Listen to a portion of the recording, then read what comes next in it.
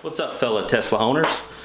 My name is Chuck. Today we're going to be installing the Blackvue 4K Ultra HD 2-channel infrared dash camera in the Tesla Model 3. So in this video I'm going to show you how to mount the cameras so you get a good view from the front and inside the cabin, how to hardwire it to the car, and just give you a little general idea of the operation and the quality of this camera. This is going to be basically my official review of it. So what comes with the camera is you have the front facing camera, the 4K, the rear facing camera. It comes with a cigarette lighter adapter, although we're going to modify this cigarette lighter adapter so we can hardwire. It comes with the rear camera connection cable. I bought some fuse holders so we don't set our car on fire, and it comes with a little accessory pack. It comes with a pretty crappy 16 gig SD card. We actually are going to put a 128 gig one in this one. So stay tuned. We're gonna go through the process of installing this camera in the car, and hopefully it gives you an idea how to do it yourself. Shouldn't be that difficult. There's some other YouTubers online that have basically shown us where you're supposed to get the power, so I'm probably going to use their tutorials for that, but let's see how it goes. Okay, so the first thing we're going to do is we're going to modify this cable that has a warning label on it that says don't modify this cable because it'll void your warranty, but we're not going to plug this in the 12-volt adapter. We want this to be powered directly, so there's no wires or anything like that to see. So we're going to cut it here at the very edge so we have plenty of wire to work with later. Basically make a little nick here, strip these wires back, and fortunately these wires are the right colors for ground and 12 volts, so you really no second guessing here which wire's which. So makes it pretty easy. Didn't have to. I got my voltmeter out. I was going to check continuity, but pretty safe to say that this color coding's probably right. So I'm going to show you guys my awesome soldering skills here and pull out this flux that I haven't used in about 4 years. I'm actually going to connect a fuse holder that I bought to make sure that don't burn my brand new Tesla down in case the wire gets pinched somewhere, especially putting these body panels back on. So I got this little project holder here. I'm just going to use that to hold these wires so you guys can see me with my awesome soldering skills. So yeah, I'm going to put a fuse on this thing. What a lot of people may not realize is the Model 3 doesn't have any actual traditional fuses. The car uses self-resetting solid-state fuses. So there's no fuse box in the car. So this is actually going to be the only real fuse in the car. And I'm doing this just to be safe. It's not really required because where I'm going to be tapping the power is basically protected by those solid state fuses, but never can be too safe when you're modifying your car's 12-volt system. So here I've taken my 2 wires and dipped them into the flux to clean the wires really good, and so they'll accept the solder. And pretty basic. Get the wire hot, dab some solder on there.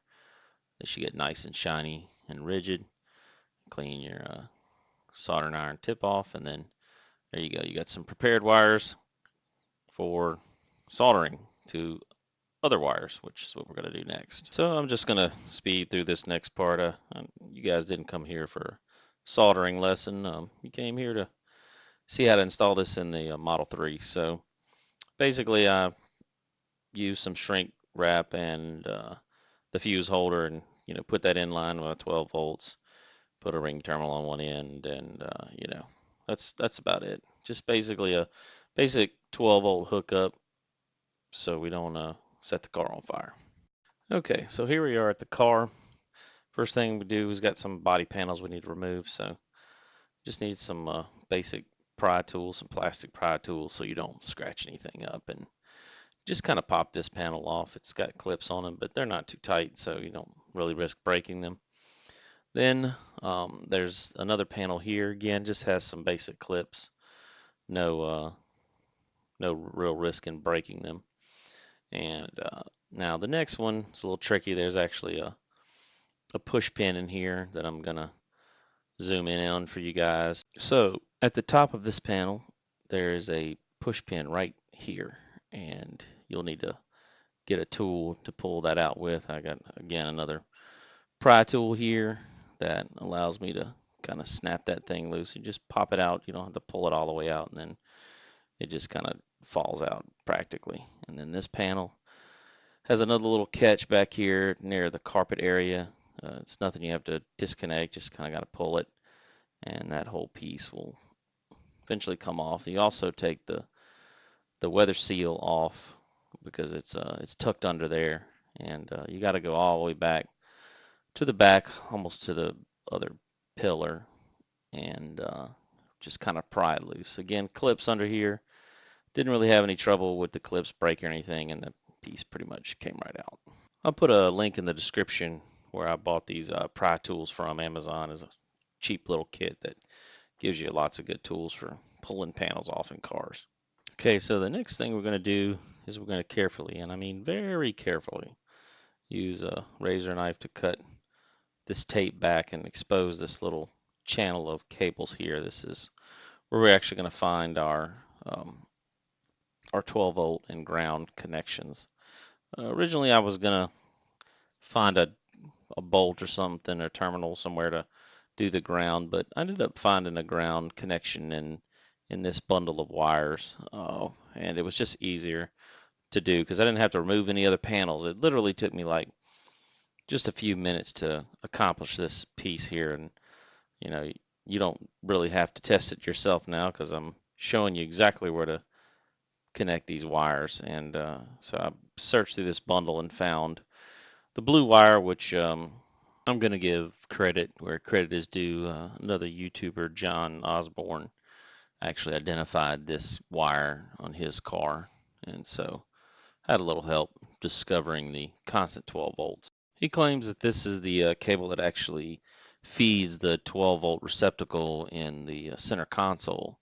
I'm not positive that's where it goes or not, but you know, I did the same as him. I tested with a meter to make sure that 12 volts was supplied here, and so far it looks good. So earlier I was super technical, and now I'm just going to be super lazy. I'm going to use a T-tap to actually connect to the 12 volts here, and yeah, so a lot of people don't like to use these. I've never really had a problem with it as long as you use the right gauge. I use the yellow one for this, and no problems. So now that I got my T-tap wire connected, I'm just gonna confirm I got 12 volts on the cable at the fuse holder, and I do. So the next step is actually we're gonna find the ground wire. Okay, so in the same bundle of cable, you'll see two similar gauge wires to the blue one that are black. Both of these appear to be ground. So again, if I can get this T-tap on there correctly, I'm just going to use that for ground because the nearest bolt was under the underside panel there, and I just really didn't feel like taking the whole thing off. I thought it was an unnecessary step. So I just used this ground for my camera.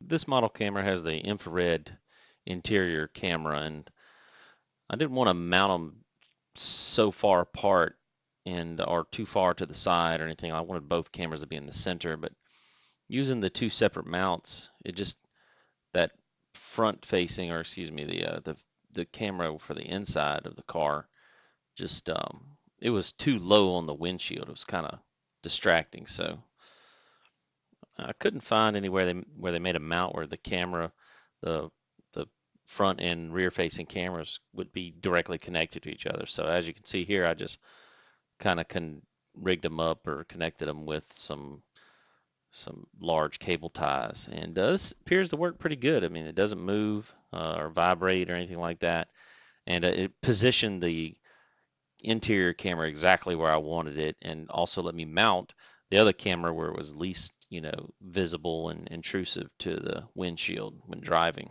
So we'll speed through this section a little bit. Basically, I took all my cables and kind of taped them up to make them nice and tidy so they weren't all hanging down, and kind of tucked them on the windshield up into the headliner. I used some of the little sticky wire clips that come with it, stuck it to the windshield, and then ran those cables across over to the pillar, around the side of the pillar and the headliner, and then basically down to where the weather stripping was. And then you just follow the weather stripping down to where you made all your connections and basically reassemble all your panels, and that's it.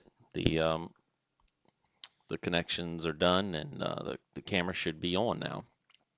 One thing I'll note is that when after installing the camera and connected this 12 volts constant power, it's definitely 12-volt constant power, but it seems like maybe if when the car goes into like a deep sleep, that actually that 12 volts is not constant power. But if you have this camera on in combination with the Sentry mode, I believe the camera stays on the entire time.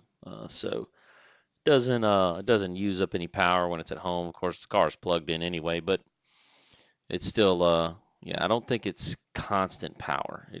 It doesn't necessarily turn off when the car locks, but it's like when the car goes into like a deep sleep mode that I think it loses power, because I just noticed in the Blackvue app that the camera disconnects from the cloud when it's in my garage. So I'm pretty sure that's what's happening, but I can't be positive. I haven't sat out there and actually mess with the car to see if it wakes it back up, or check and see the lights are on or off in the car or on the camera. So mileage may vary on that, but it works for what I want it to do. And the Sentry mode covers when activity happens around in the parking, and the camera has its parking mode too. So far it's worked well. But anyway, if you want a more detailed review of the actual quality of the Blackvue camera, this is the 900 series IR.